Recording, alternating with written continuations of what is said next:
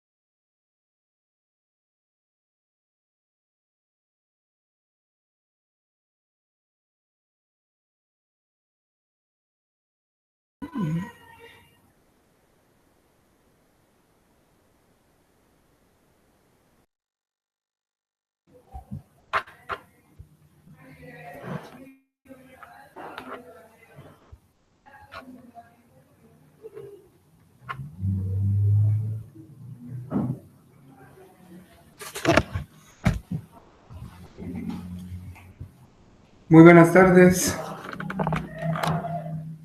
Buenas tardes a todos los estudiantes. Es una verdadera satisfacción compartir con ustedes la clase de hoy, 7 de agosto del año 2022, siempre dentro de nuestro curso de preparación para privados, Derecho Civil y Procesal Civil. El objetivo que nos hemos planteado para esta tarde es fortalecer los conocimientos jurídicos conceptuales en relación a los bienes, la propiedad y demás derechos reales. Por supuesto, en congruencia con su respectivo fundamento sustantivo, con vigencia en nuestro país. Hoy ingresamos al mundo entonces de los bienes. Vamos a iniciar y cualquier problema que haya, vamos a tratar de irlo superando.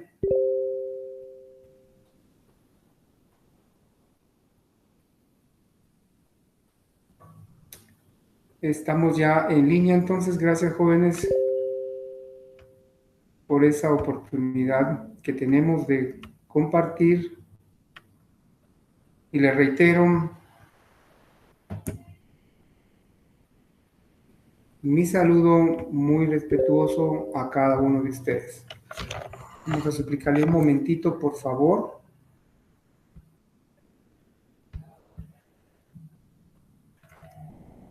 Mientras nos ubicamos de forma correcta por acá.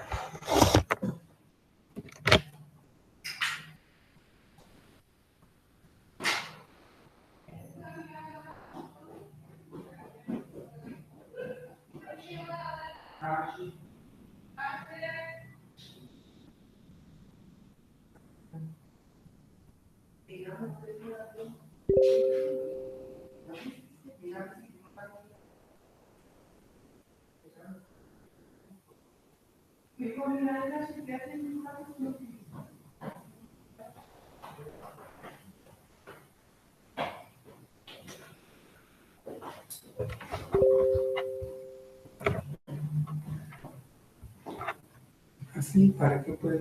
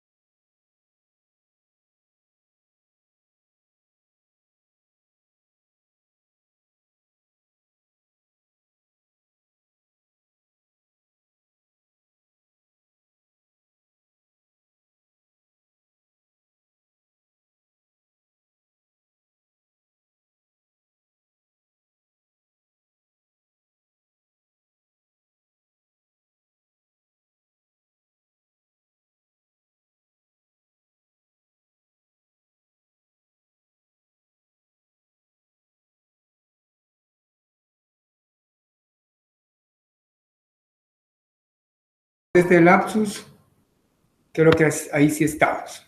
Muy bien. Muchas gracias por su tolerancia y vamos entonces a iniciar nuestra clase de esta tarde. Voy a recordarles que estamos entonces con el objetivo básico de fortalecer conocimientos jurídicos, conceptuales de todo lo concerniente a los bienes, la propiedad y demás derechos reales, siempre sustentándonos con las normas sustantivas vigentes. Vamos a iniciar con estos conceptos básicos del tema que es objeto de nuestra clase. Los bienes. Muy bien, ¿a qué le denominamos bienes? Podemos de manera clara leer esta conceptualización. Se le llama bienes a los objetos inmateriales susceptibles de valor, así como también a las cosas y al conjunto de bienes que constituyen patrimonio o el patrimonio. El Código Civil, en su artículo 442, define de manera legal lo que son los bienes. Si tienen su código a la mano, que espero así sea, vayamos viendo de una vez que los bienes son todas las cosas que pueden ser objeto de apropiación, y aquí está la clasificación que hace el Código Civil de los bienes, única clasificación. Y se clasifican en bienes inmuebles y bienes muebles. Les ruego por favor que obtengan el decreto 51/2007, que es la ley de garantías mobiliarias, que por favor procuren leer el artículo 2 y en su literal D y E van a encontrar una de las maneras de clasificar bienes que se tienen en ese marco referencial y esa ley. Entonces tenemos el concepto de bienes, objetos inmateriales susceptibles de valor. También se llaman bienes a todas las cosas y el conjunto de bienes que constituyen el patrimonio, que constituyen el haber de una persona. Definimos ya los bienes desde el punto de vista del Código Civil.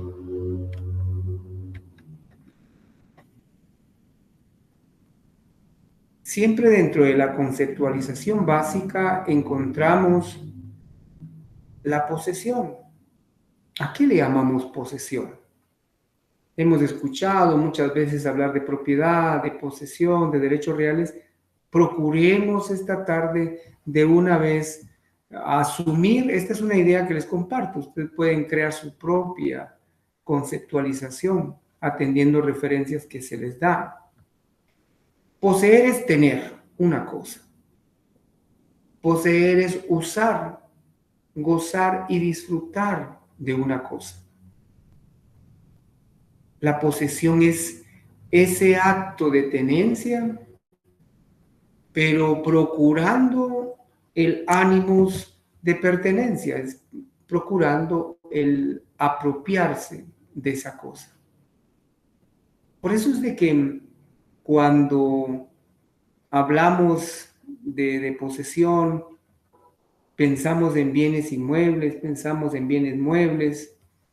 Si una persona conduce un vehículo, por cualquier circunstancia, le gusta el vehículo, lo usa, lo goza, lo disfruta, y esa cosa mueble puede ser sometida a la propiedad del conductor. Igual los bienes inmuebles. Poseer es tener, mantener la cosa, y mantener la cosa para usarla, como ya lo explicamos, para gozar de ella y disfrutar de sus beneficios. Pero ¿qué es propiedad? Quiero que veamos hay una palabra clave para diferenciar posesión y propiedad. La propiedad es el derecho de gozar y disponer de bienes dentro de los límites y con la observancia de las obligaciones que establecen las leyes. Para buscarles un sustento constitucional es necesario ir a la Constitución Política de la República de Guatemala y podemos observar, podemos leer en su artículo 39 lo que nuestra Carta Magna regula en relación a la propiedad. Y establece que la propiedad realmente se garantiza, la propiedad privada, como un derecho inherente a la persona humana. Toda persona puede disponer libremente de sus bienes de acuerdo con la ley. Esta es la parte que nos interesa.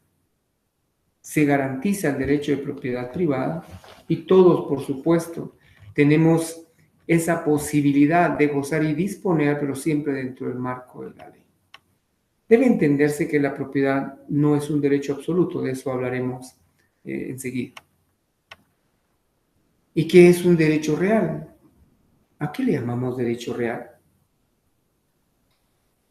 Resaltamos la palabra que es clave en esta conceptualización. El derecho real es la facultad que permite al titular, al propietario, para disponer y obtener ventajas económicas de una cosa de manera exclusiva, de manera total también o parcial. Puede ser un bien propio o ajeno, ya explicaremos esto. O incluso servir de garantía por obligación, para el cumplimiento de una obligación. A ver, expliquemos. Posesión, tener y gozar la cosa. Propiedad, gozar y disponer de acuerdo a las limitaciones que la ley establece. Pero el derecho real es la facultad que le permite al titular, sea poseedor, sea propietario, sea usufructuario, sea arrendatario, etc. El derecho real entonces es la facultad que le permite al titular, con ciertas ventajas económicas que corresponden a ese titular. Y esas ventajas o esa facultad puede ser total o parcial. Y se dice que esa facultad de disponer puede ser de un bien propio, si se trata de propiedad. Puede ser de un bien ajeno, si se trata de arrendamiento, de usufructo, pero veremos a continuación ejemplos en relación al derecho o a los derechos reales. Ejemplos de derechos reales. Ahí tenemos la propiedad, es un derecho real. La posesión es derecho real. Usufructo, uso, habitación, servidumbre, hipoteca, etc. Vean, a todas estas figuras sustantivas civiles les llamamos derechos reales: propiedad, posesión, usufructo, etc. Y en cuanto a los derechos reales, existen teorías en relación a su conceptualización. Está la teoría clásica, la personalista y la teoría ecléctica. Veamos la teoría clásica en relación al concepto de derechos reales. Spín-Cánovas sostiene que derechos reales o el derecho real es un señorío inmediato, es el poder inmediato que el titular ejerce sobre una cosa, que puede hacerse valer erga omnes, es decir, esa facultad, ese poder que tiene el titular de la cosa de la cual dispone y que es oponible a todos los hombres. Esa es la teoría clásica. Poder o señorío que se ejerce sobre la cosa de la cual se es titular. Mientras que la teoría personalista en relación a los derechos reales sostiene que la relación jurídica no es entre cosas, es entre personas. Que la relación jurídica no es entre cosas, sino es entre personas. No existe, según esa teoría, esa relación jurídica entre cosa y persona. Por lo que su denominación nos da una deducción lógica. ¿Por qué se dice personalista? Porque sostiene que en relación a bienes solo existen relaciones entre personas, no así entre cosa y persona. Y la teoría ecléctica en relación al concepto de derechos reales sostiene que siempre con uno de sus escritores, Baker, que el derecho real tiene un lado externo, es decir, el poder sobre la cosa, y otro interno, que es la facultad para oponerse a los demás. O sea, procura una relación, procura la unificación en los aspectos más relevantes de la teoría clásica y la teoría personalista en relación a los derechos reales. Vamos a componer aquí.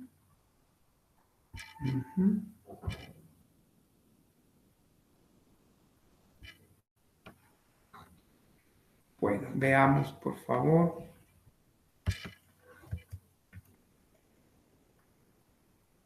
Muy bien. Hemos abarcado las teorías en relación al concepto de derechos reales. Vamos ahora a la clasificación de los derechos reales. Hay dos clasificaciones realmente que son las de la doctrina que leímos, son las relevantes. Una clasificación antigua de derechos reales y una clasificación moderna. En esa clasificación antigua se distinguen los derechos reales sobre la cosa propia, o sea, el derecho de propiedad, y el derecho real sobre cosa ajena, por ejemplo, usufructo. Vean, ahí hacían una diferencia cuando clasificaban los derechos reales. Cosa propia, aquella de que se puede disponer. Y derecho real sobre cosa ajena, aquella sobre donde solo puede usarse y gozarse. Esa es la clasificación antigua de derechos reales. La clasificación moderna, ahí viene y los derechos reales los clasifica en derecho real de goce y disposición, es decir, la propiedad. Derechos reales de goce, es decir, el usufructo. Y habla también de derechos reales de garantía, o sea, ejemplo, la hipoteca. Y concluye la clasificación moderna de los derechos reales en que los derechos reales también pueden ser de adquisición. Por ejemplo, está la opción y el tanteo. Esas son las dos clasificaciones en relación a los derechos reales, antigua y moderna. Ahora veamos las características de un derecho real. Veamos. De carácter inmediato y de carácter absoluto. Derecho real de carácter inmediato relaciona a la persona directamente con la cosa sin intermediario. Mientras que la característica de derecho real de carácter absoluto es aquella cuyo fin es oponerse como derecho real a cualquier otro detentador, a cualquier otra persona que pretenda ejercer algún derecho sobre la cosa de la cual alguien es titular, de carácter absoluto. Se dispone de la cosa en su totalidad y ese derecho y esa facultad, y ese derecho real y esa facultad es oponible contra todos. Clases de derechos reales. En las clases de derechos reales encontramos derecho real de goce, de mero goce y de garantía.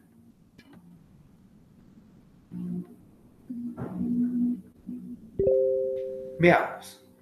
De goce. El derecho real de goce es la facultad de usar, de gozar, de disfrutar y de disponer de un bien propio. Ejemplo, la propiedad y sus formas especiales.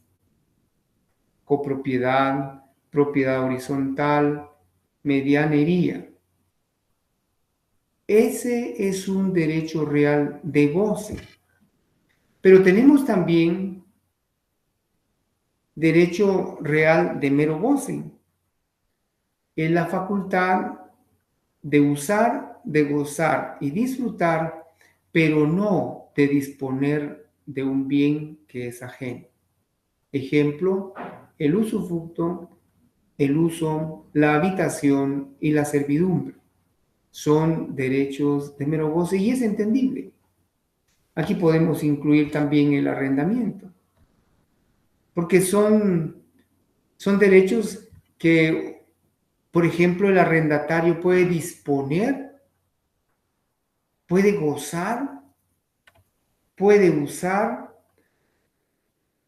temporalmente. Voy a corregir. No puede disponer de un bien ajeno para que no dé lugar a confusiones. El derecho real de mero goce es eso, de mero goce, solo para usar, gozar y disfrutar de una cosa, porque el bien es ajeno. Y están ahí los ejemplos. El usuario, el usufructuario, quien habita, el beneficiario de una servidumbre, son ejemplos de derechos reales de mero goce. Y los derechos reales de garantía son aquellos por medio de los cuales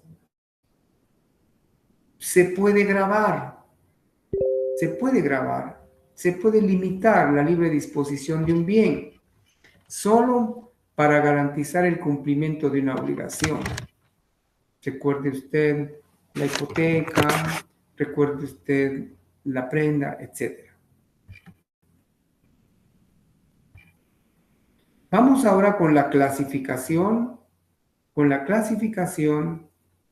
de los bienes. Y como vemos, hay clasificación por su naturaleza, hay por sustitución, por su posible uso repetido, por su funcionamiento. Veamos cuáles son esos bienes que se clasifican por su naturaleza. Por su naturaleza, encontramos los bienes corporales. Son los bienes físicos, son los bienes materiales, son aquellos cuya existencia es tangible. Y encontramos también los incorporales, los no físicos, los no materiales, por ejemplo, las marcas, derechos sobre determinadas, derechos de autores, etc. Entonces, por su naturaleza pueden ser corporales e incorporales. Por sustitución, fungibles y no fungibles. Y aquí sí es necesario que busquemos ya el sustento legal. ¿A qué le llamamos o a qué le llama el Código Civil bienes fungibles? El Código Civil en su artículo 454 tienen marcada, tienen definida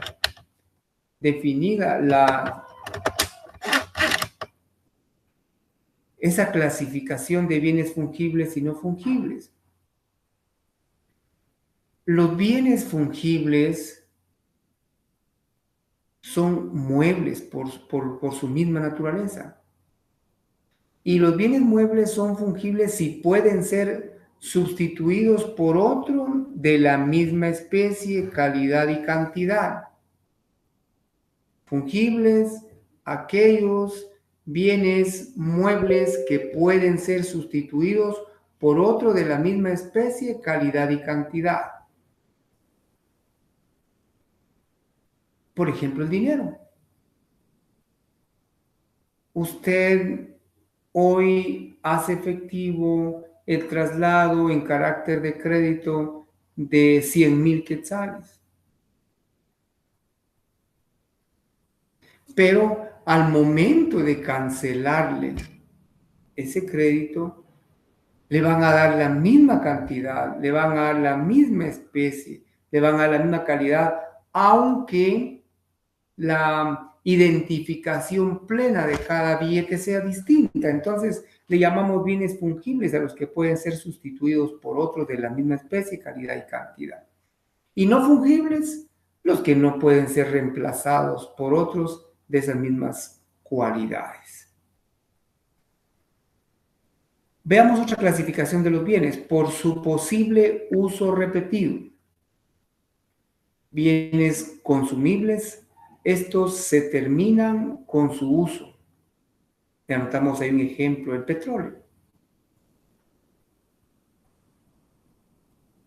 Y esto quiero aclarar porque estoy viendo desde el punto de vista técnico-científico algo. Los bienes en sí no se extinguen, por eso no utilicé esa palabra, se transforma. Pero el petróleo como tal se termina con su uso. Es decir, ya no puede volverse a utilizar para poder, qué sé yo, adherir o llevar ese mismo combustible a otro vehículo. Ya no se transforma en gas, pero se termina con su uso. No consumibles, por ejemplo, la tierra, son bienes no consumibles, porque usted puede arar, usted puede sembrar, usted puede trabajar y la tierra está allí. Que sufra cierto deterioro, sí, pero no se consumen. Pueden ser de uso repetido. Por su fraccionamiento, los bienes se dividen en divisibles e indivisibles.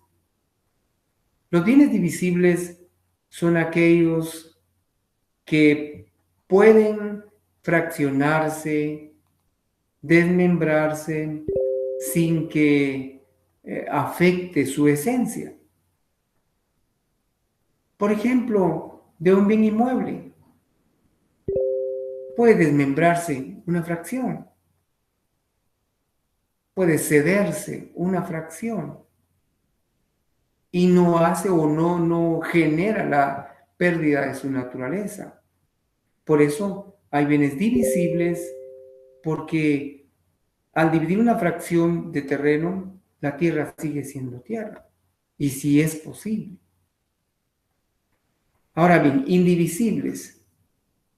Hay bienes indivisibles, bueno, pero tenemos un ejemplo ahí de bienes. El patrimonio familiar, podríamos ver el artículo 356 para que ubiquemos esa posibilidad de ser un bien clasificado como indivisible. Los bienes constituidos en patrimonio familiar, recordemos que son indivisibles, aparte, inalienables e inembargables, y no pueden ser grabados, salvo que se refiera o que se pretenda grabar con alguna servidumbre. Entonces ahí sí es posible que sean grabados, pero lo que nos interesa en esta clasificación es que el patrimonio familiar es indivisible. Pensando siempre en bienes, hay otros bienes que no pueden dividirse. La ley regula los semovientes, y el semoviente es un bien que no acepta división. No puede comprar un semoviente por partes. Esa eso es un ejemplo burdo, pero que nos ayuda a entender que existen bienes indivisibles. Clasificación de los bienes ahora por su existencia en el tiempo. Hay bienes presentes, hay bienes futuros.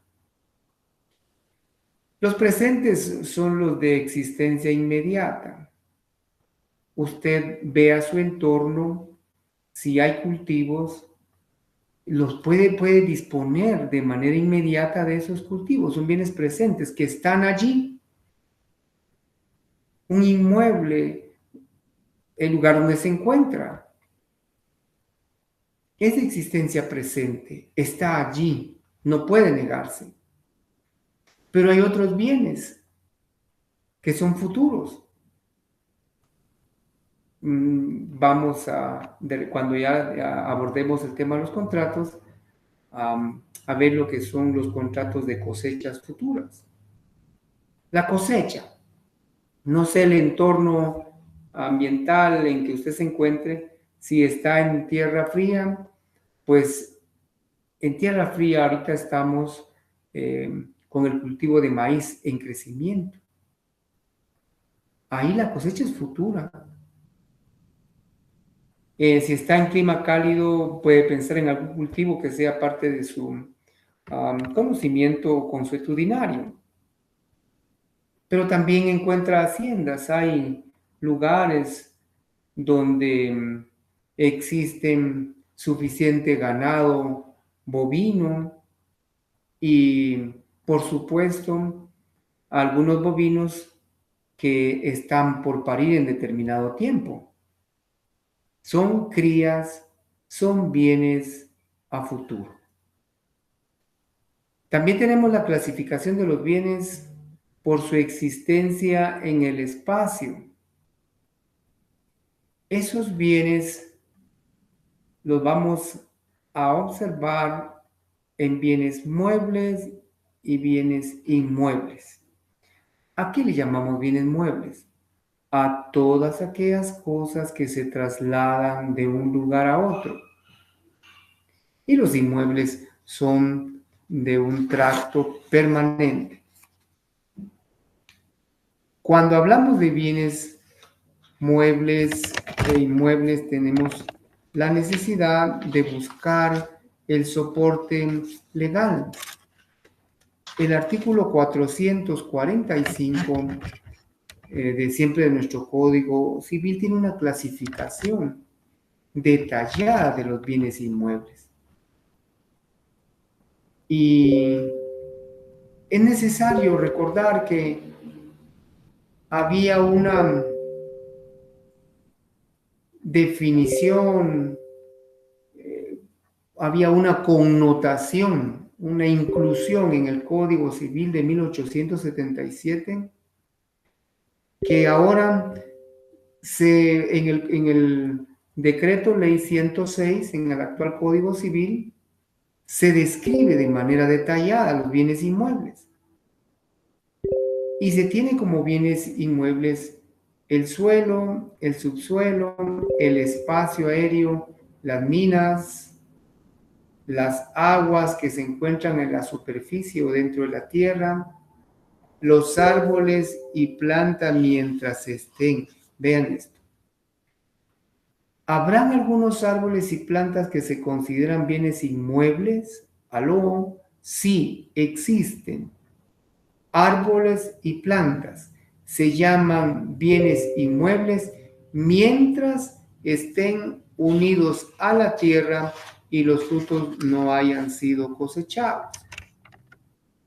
Tenemos también las construcciones adheridas al suelo de manera fija y permanente. Es un bien inmueble. Las cañerías conductoras de agua, gas o electricidad incorporadas al inmueble también tienen esa calidad.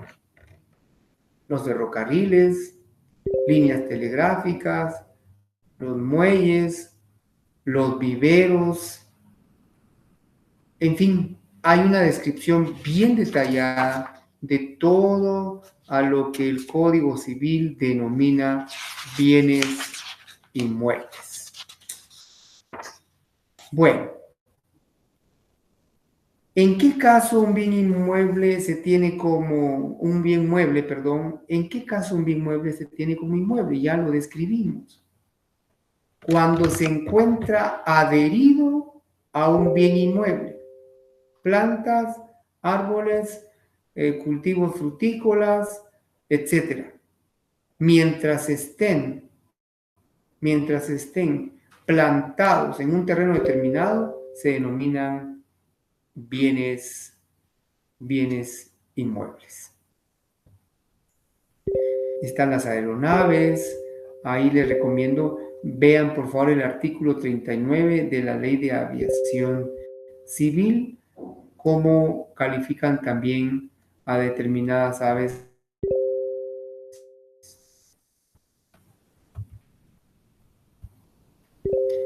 Seguimos con la clasificación de los bienes de acuerdo al Código Civil y por su carácter de pertenencia. Hay bienes de dominio público, hay bienes de dominio privado. Los bienes de dominio público pertenecen al Estado. Los bienes de dominio público hay nacionales de uso común y de uso no común. Cuando hablamos de bienes nacionales de uso común, tenemos que ver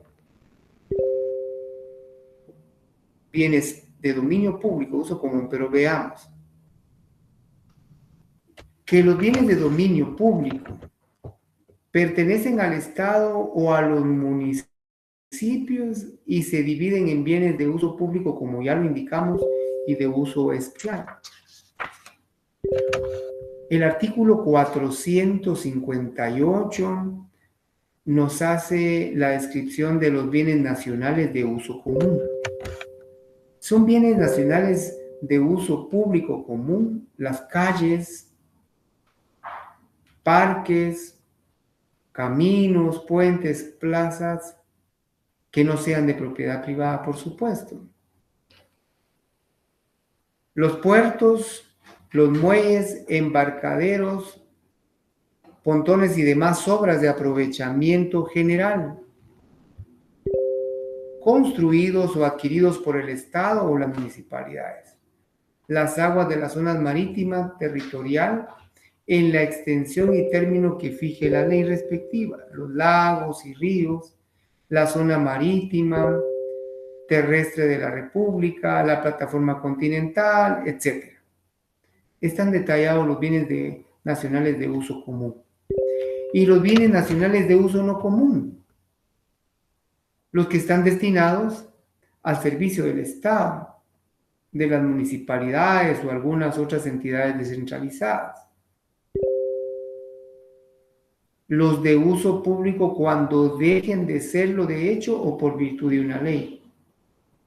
Otros bienes nacionales de uso no común, los ingresos fiscales y municipales. El subsuelo. El subsuelo es un bien nacional de uso no común. En cuanto a esto, viene a mi mente,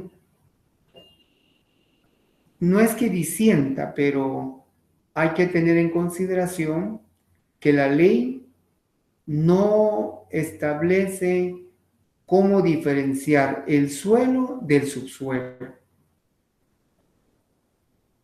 Entonces, si nos vamos imaginariamente a la construcción de casas, de edificios, la mayoría o todos los ciudadanos hacemos o trabajamos inmuebles en los cuales no solo abarcamos el suelo, sino abarcamos capas inferiores, qué sé yo, si se trabajan con parqueos subterráneos, si hay algún tipo de infraestructura que signifique profundizar determinada cantidad de metros. Estimo entonces que al no existir una diferenciación legal entre entre suelo y subsuelo, es un poco complicado la aplicación o la designación de bienes nacionales de uso no común. Los terrenos baldíos son terrenos nacionales, son bienes nacionales de uso no común. Los que habiendo sido de propiedad particular quedan vacantes cuando no existe heredero constituido, cuando no exista heredero alguno, entonces van a ser bienes vacantes. Se tienen también como bienes nacionales de uso no común los excesos. Los excesos de propiedades rústicas o urbanas de conformidad con la ley, los monumentos y las reliquias arqueológicas. Esto vemos entonces los bienes de dominio público, tanto común como no común. Aprovechamiento de bienes nacionales, también puede platicarse de ese tema del aprovechamiento de los bienes nacionales. Los bienes de uso común son inalienables e imprescriptibles, pueden aprovecharse por parte de los habitantes, con las restricciones que la ley en su momento estableció. Pero si va a hacerse algún aprovechamiento especial de algún bien mueble de uso no común, de un bien nacional de uso no común, entonces, si se va a hacer un aprovechamiento, se necesita concesiones otorgadas con requisitos que establecen las leyes respectivas. Los bienes que constituyen el patrimonio del Estado, de los municipios y de las entidades estatales descentralizadas están sujetos a las leyes especiales y subsidiariamente al Código Civil. El traspaso de los bienes de dominio público de uso común al patrimonio del Estado o de los municipios deberá hacerse llenándose los trámites que señalan las leyes y reglamentos respectivos. Pero bueno, abarquemos ahora, por favor, los bienes de dominio privado. Son bienes de propiedad privada los de las personas individuales o jurídicas que tienen título legal. Bienes de propiedad privada. Veamos cómo cita el artículo 123 de la Constitución Política de la República de Guatemala, hablando de bienes de propiedad privada. El artículo 123 de la Constitución, si tienen a la mano su Constitución, por favor, regula esa norma constitucional. Limitaciones en fajas fronterizas. Solo los guatemaltecos de origen o las sociedades cuyos miembros tengan las mismas calidades podrán ser propietarios o poseedores de inmuebles citados en la faja de 15 kilómetros de ancho a lo largo de las fronteras, medidos desde la línea divisoria. Se exceptúan los bienes urbanos y los derechos inscritos con anterioridad al 1 de marzo de 1951. Esta es una excepción a bienes de dominio privado. Es de tener en consideración que para ser propietario de un bien en esa franja fronteriza de un ancho de 15 kilómetros, la condición sine qua non es ser guatemaltecos. Muy bien. Veamos otra clasificación más. Por su carácter de apropiación, hay bienes apropiables, los que pueden tener dueños, y no apropiables, de los que nadie puede arrogarse, bueno, hasta el momento, la propiedad. El aire, el sol, etc.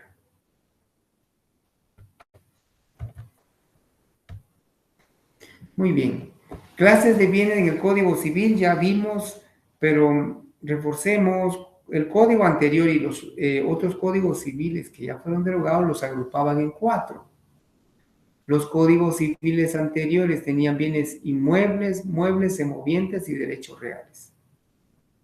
El decreto ley 106 solo los divide en inmuebles y bienes muebles. Oportuno sería que vea el artículo segundo en su literal D y literal E de la Ley de Garantías Mobiliarias. En esa ley establece a qué se le llaman bienes muebles. El artículo segundo del decreto 51/2007 establece lo siguiente. El encabezado de ese artículo, bienes corporales,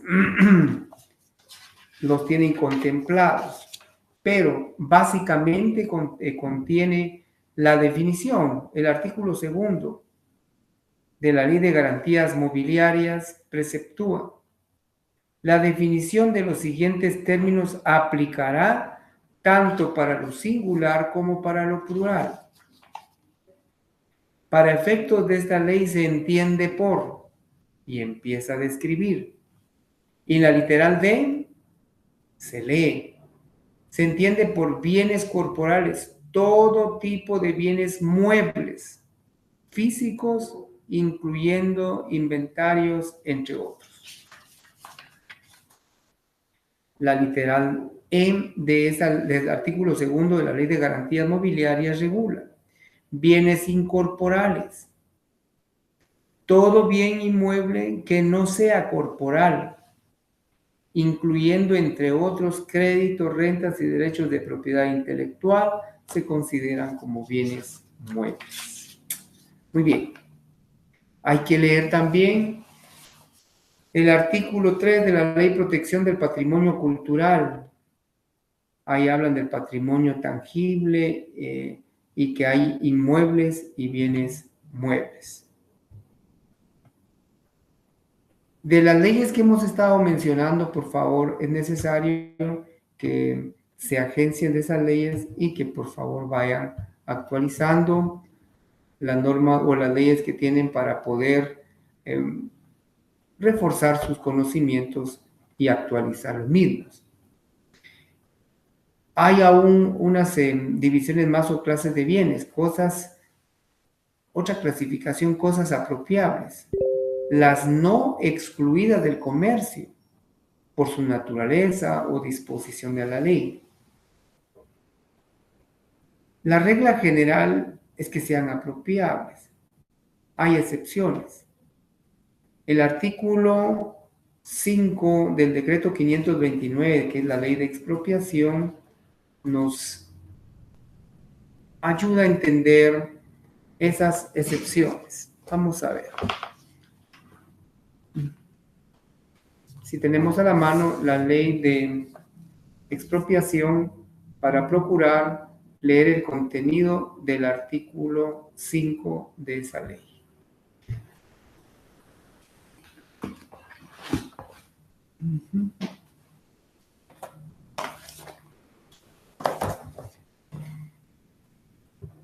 Estamos procurando agenciarnos de la ley de expropiación para que veamos su contenido.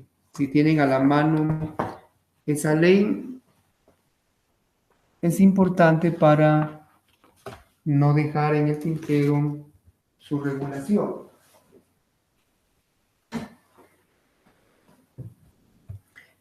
El artículo 5, precisamente de la ley de expropiación, establece lo siguiente.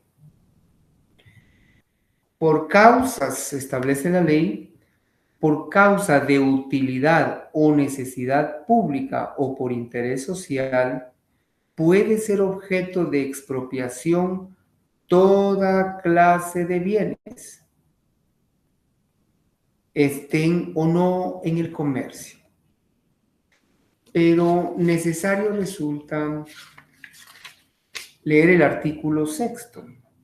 la expropiación debe limitarse a la porción necesaria para construir la obra pública, si fuese el caso, o satisfacer la necesidad colectiva. Esto lo que nos hace pensar que hay cosas apropiables, pero que hay excepción a la regla, que también el derecho de propiedad tiene ciertos límites, que no es un derecho absoluto y que puede ser objeto de una expropiación.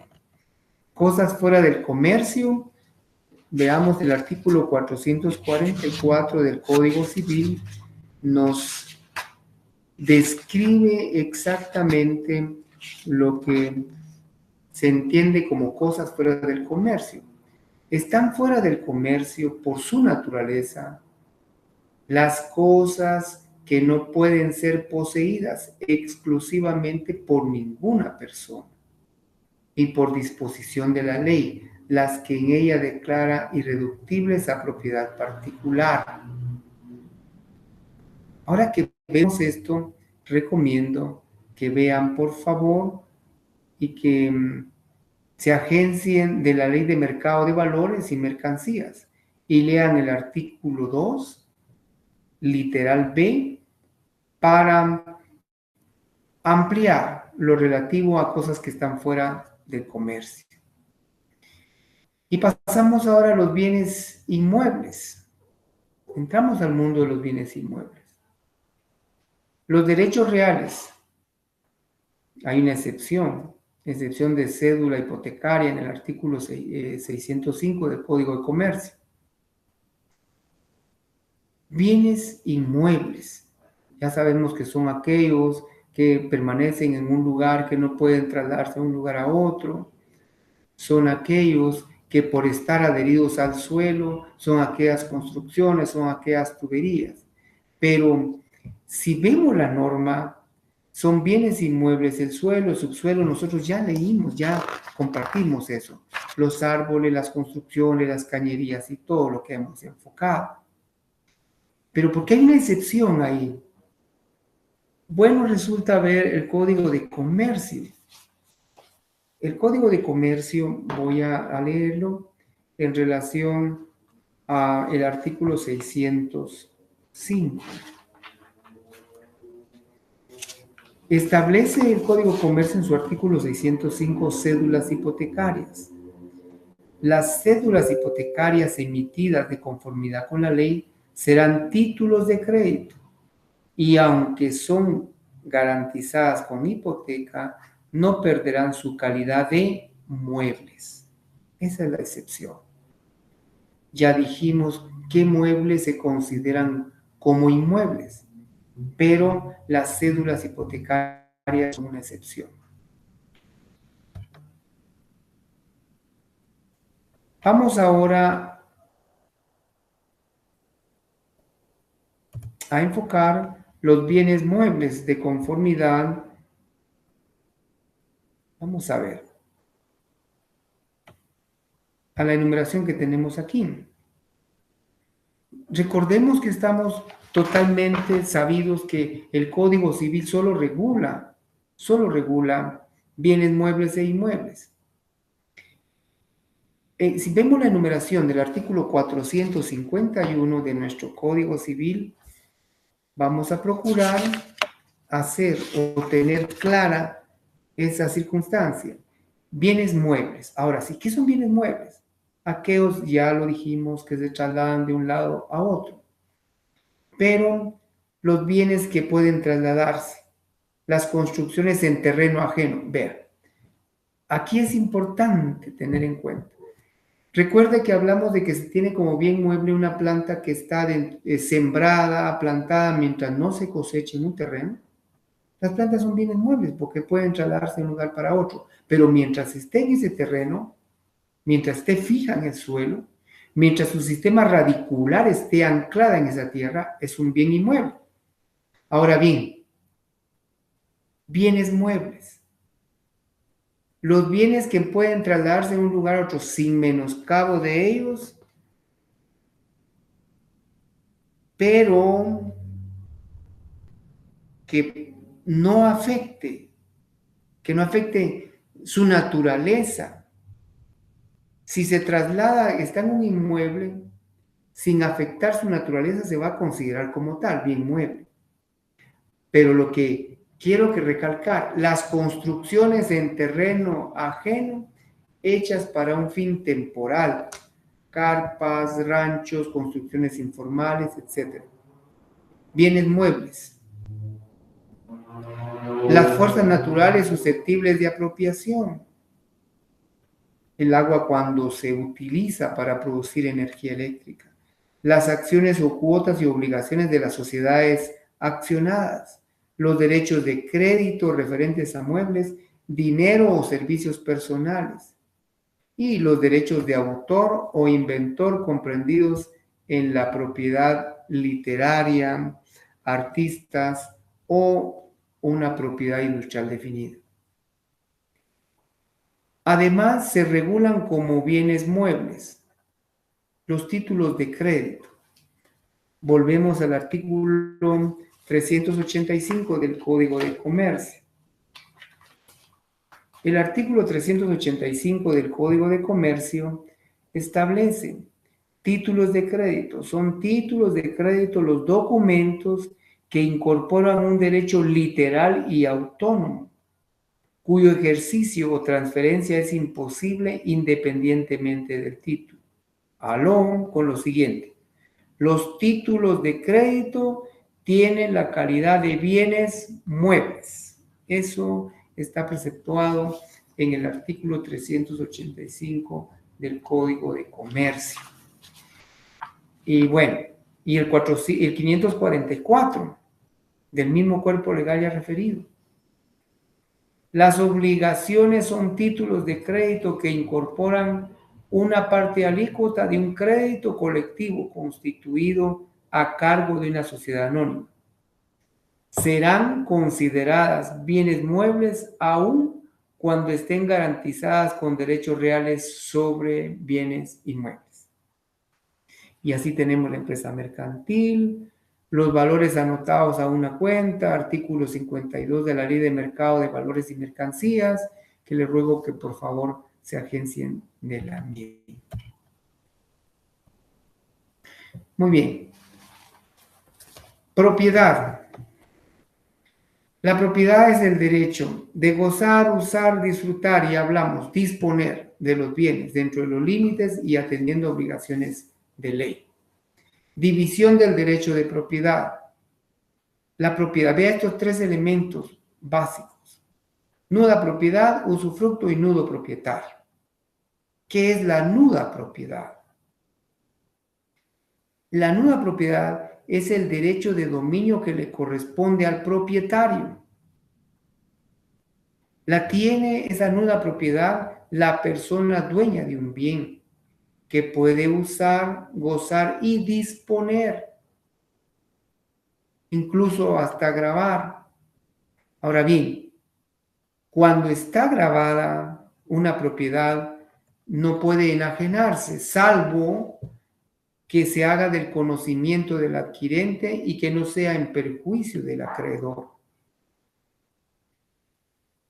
Si por uso otro posee, al terminar la nuda propiedad recupera la plenitud del derecho de propiedad, del derecho a esa nuda propiedad. Usufructo. ¿Qué es el usufructo? Es el derecho que le asiste principalmente al dueño, de gozar, usar, disfrutar, dar en arrendamiento, etc. Y también, si se constituye un usufructo a favor de determinada persona, el usufructuario es a quien le asiste ese derecho. Pero si vemos en la propiedad es esa posibilidad total de disponer y de gozar. Y el usufructo es el derecho que tiene el propietario de gozar de esa propiedad o dar en arrendamiento si así le conviene.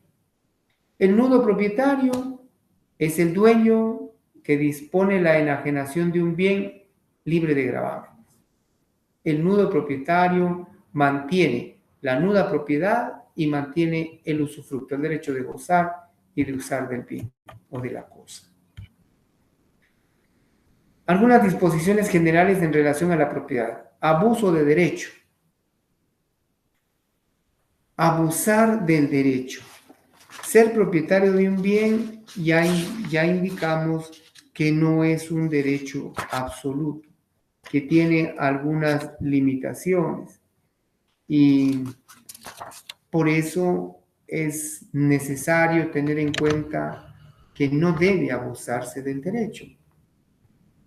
El propietario de un bien, en ejercicio de su derecho, no puede realizar actos que causen perjuicios a otras personas, y especialmente en sus trabajos de explotación industrial, si a eso dedicar un bien inmueble, está obligado a abstenerse de todo exceso lesivo a la propiedad del vecino. Esas son algunas limitaciones. Abuso de derechos. No puede abusarse en perjuicio de otra persona, y especialmente si se quiere hacer o utilizar en un aprovechamiento industrial del terreno. Expropiación forzosa. ¿Se puede expropiar? Sí. El Código Civil también tiene materia, tiene regulación específica en relación a la expropiación. Vemos que por razones de utilidad colectiva e interés público, previa indemnización, tal y como lo establece la ley de expropiación. Ahí quiero que vayan, por favor, al artículo 10 de la ley de expropiación.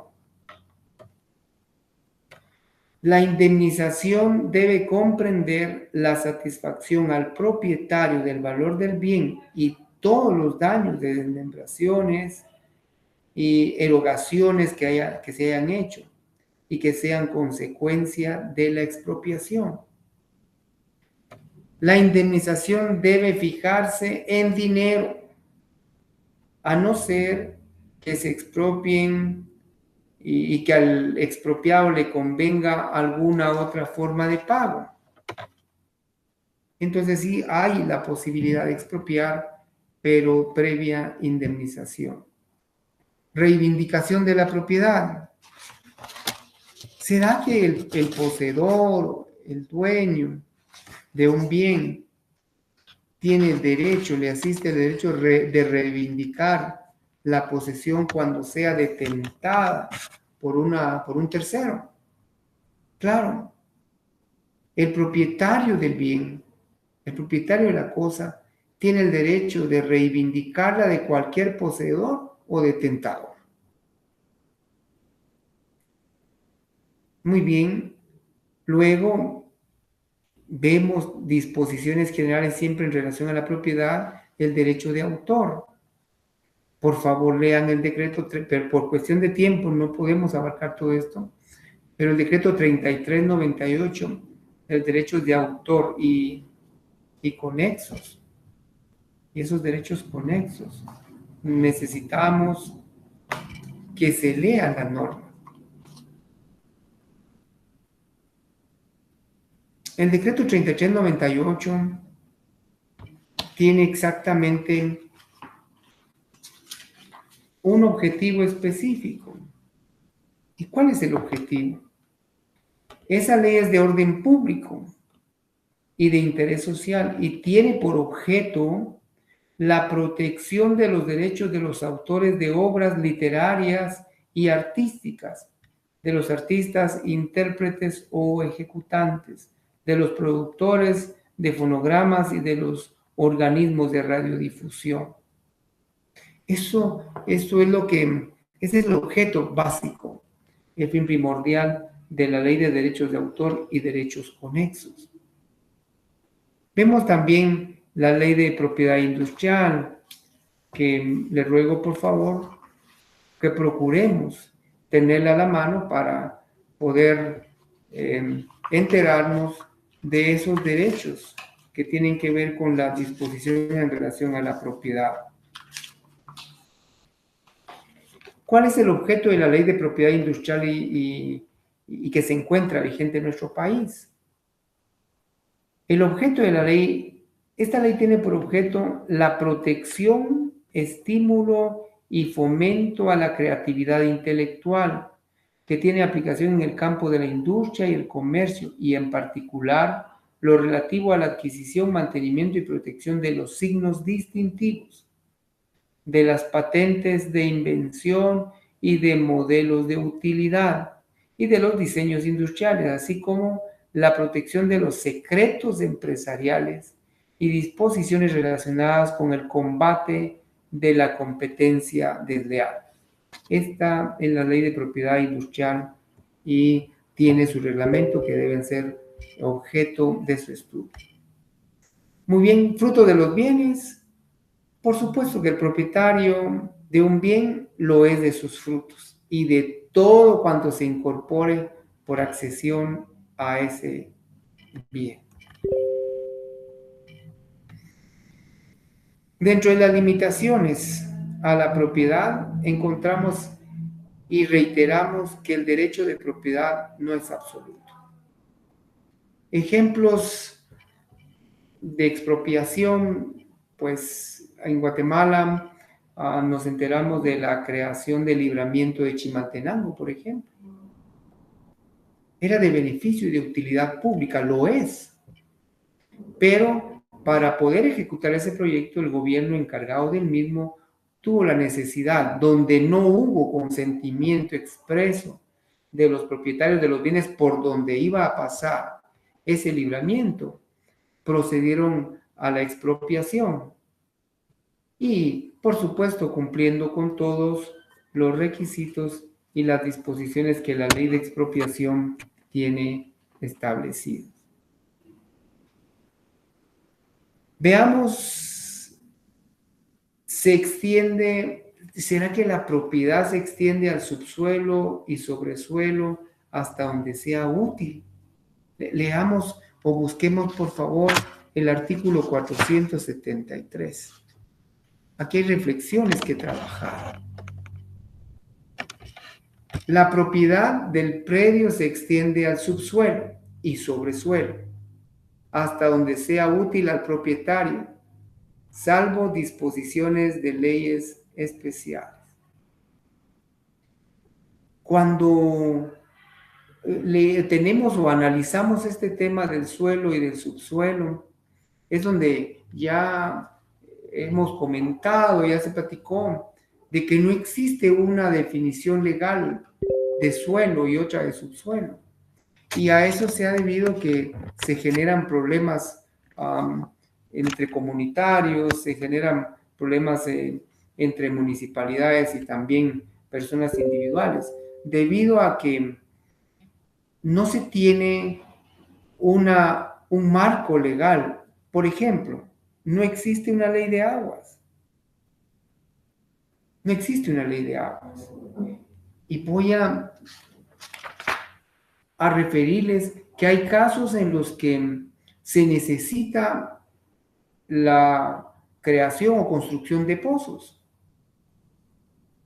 Y para construir un pozo y obtener el vital líquido, no vamos a usar solo el sobresuelo y el subsuelo. Y hay necesidad, y es un derecho a la vida, es un derecho humano. Y si es un derecho humano, será que va a encontrar alguna prohibición expresa o alguna orden para que se suspenda la construcción de esos pozos. No lo hay. Entonces, ¿hasta dónde se extiende la propiedad? Creo yo que lo que nos ayuda es la parte que establece hasta donde sea útil al propietario. ¿Es prohibido hacer excavaciones en el inmueble que uno posea? Por supuesto. En un predio no pueden hacerse excavaciones o construcciones que debiliten el suelo de la propiedad vecina, sin que se hagan las obras de consolidación indispensables para evitar todo daño posterior. Usted tiene residencia o una casa en determinado lugar. Si alguna entidad descentralizada o autónoma dispone de trabajar un proyecto de construcción allí y necesitan remover determinada cantidad de tierra que deja a expensas los cimientos de su casa, eso es prohibido, salvo que se hagan o que se trabajen algún tipo de obra que permita evitar el desmoronamiento, el derrumbe o los daños posteriores a su propiedad. Deslinde y amojonamiento. Todo dueño de un terreno, usted recuérdese, tiene el derecho de obligar a los vecinos, propietarios o poseedores al deslinde y amojonamiento. Y según la costumbre de cada lugar y la clase de propiedad, se puede incluso construir y mantener a prorrata las obras que sirvan de línea divisoria entre un bien y otro. Pero existe esa obligación de deslindar y amojonar. Si no se hace de forma voluntaria o extrajudicial, existe la necesidad de trabajar un juicio ordinario de medición, deslinde y amojonamiento. ¿Habrá obligación de cerrar el fundo? ¿Qué es el fundo? Es el terreno, es la parcela, es una parte de tierra que se tiene. Todo propietario debe cerrar su fundo, circularlo, de modo que lo estime conveniente o lo dispongan las leyes y reglamentos municipales, salvo los derechos de servidumbre. Si su terreno está grabado por alguna servidumbre o camino que sirva para la locomoción de las personas hacia el predio dominante donde vivan, usted puede cerrar el fundo, usted puede cerrar, circular, pero no puede cerrar el paso o la servidumbre ya constituida. ¿Son prohibidas las construcciones cerca de edificios públicos? Sí, salvo que se cumplan con las especificaciones legales que ya hemos platicado.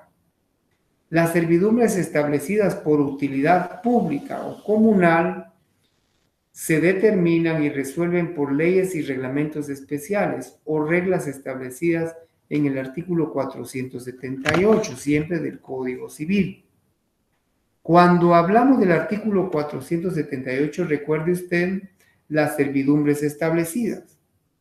Las servidumbres establecidas por utilidad pública o comunal respecto de construcciones o plantaciones para mantener expedita la navegación de los ríos o la construcción o separación de las vías públicas o por las demás obras comunales de esta clase, se determinan y resuelven por leyes y reglamentos especiales, y a falta de estos, por las reglas establecidas en el Código Civil.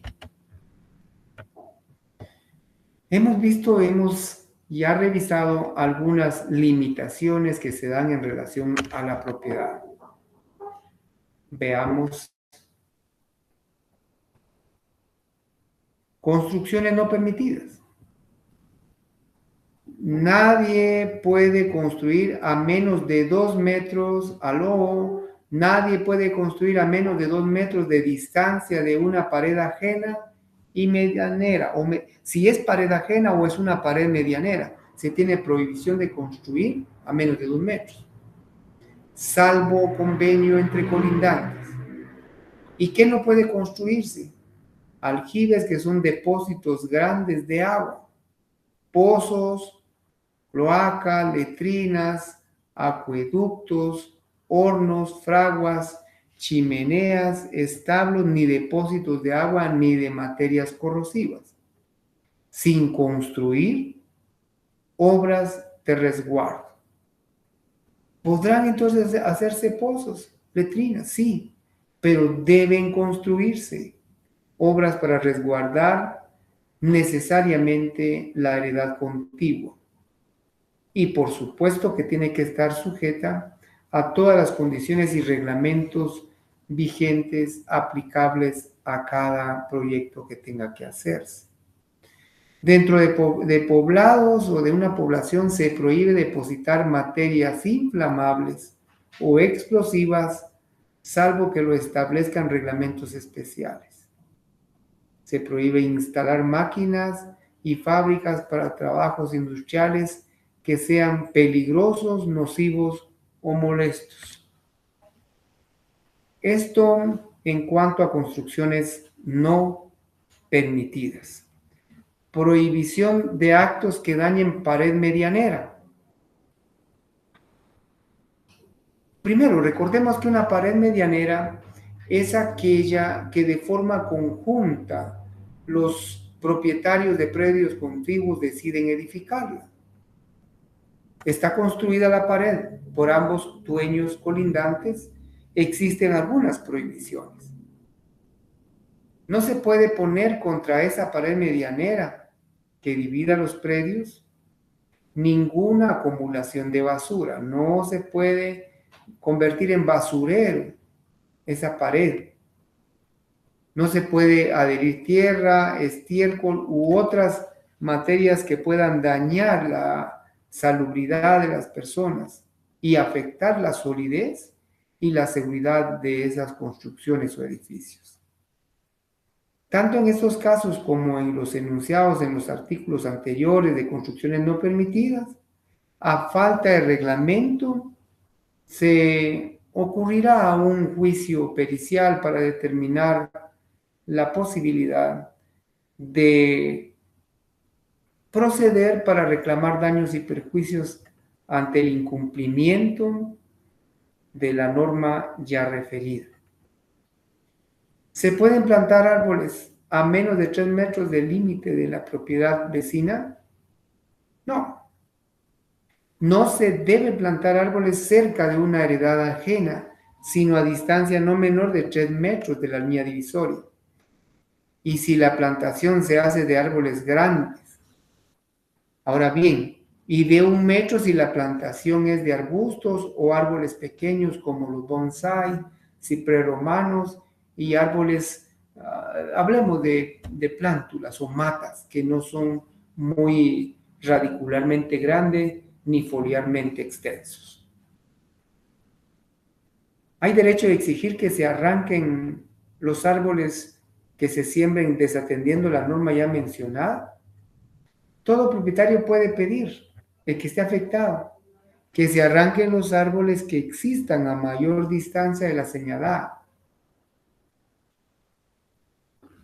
En el artículo que precede, si por la extensión de sus raíces amenazare la seguridad de sus construcciones. Bueno, si está a mayor distancia de 3 metros y 1 metro, las 2 medidas que dimos ya, pero su desarrollo radicular es muy amplio y que pueda afectar tanto la propiedad, digamos, la parte de la pared o la infraestructura sobre suelo, es necesario entonces exigir que se arranquen esos árboles.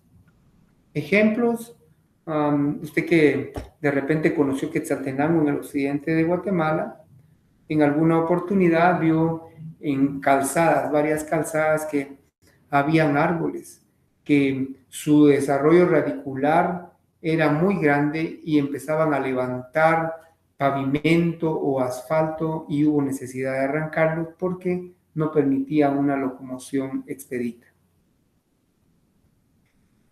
¿Qué pasa con los frutos de las ramas que caen de un terreno hacia el suyo? Le pertenecen a usted.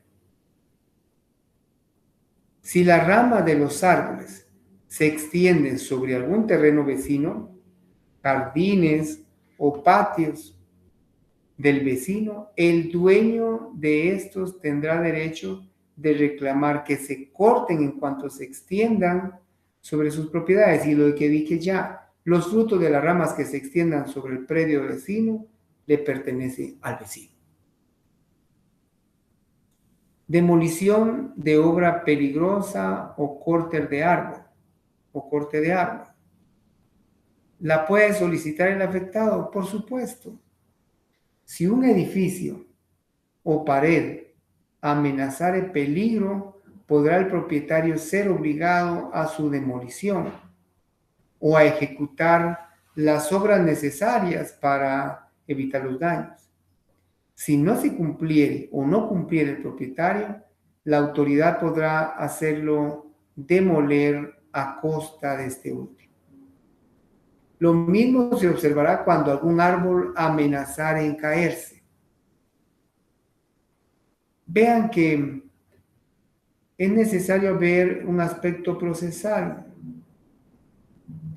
Si existe alguna afectación al predio vecino con la obra o a la plantación nueva, podría incluso acudirse a un juicio sumario interdicto de obra nueva y obra peligrosa. Eso está regulado en los artículos 263 al 268 del Código Procesal Civil y Mercantil. Vemos entonces cómo existen limitaciones a la propiedad. Creo oportuno considerar que suplicarles, mejor dicho, que ustedes por favor se agencien de la Ley de Propiedad Industrial, la Ley de Derechos de Autor, la Ley de Garantías Mobiliarias, la Ley de Expropiación, etcétera, para que puedan ir ampliando los contenidos que hemos enfocado para ir actualizando su formación previa. Muy bien. Ahora tenemos un listado de cuestiones a resolver. Hemos visto ya qué es un bien, qué es cosa, qué es uso, a qué le llaman disfrute. No olvide que cuando se habla de la cosa, usted puede disfrutar, usted puede usar la cosa. Y puede usar la cosa propia o puede usar la cosa ajena cuando se tratara de una servidumbre o se tratara de un arrendamiento. Hablamos de patrimonio, por eso estamos dejando como una tarea a resolver lo relativo al patrimonio.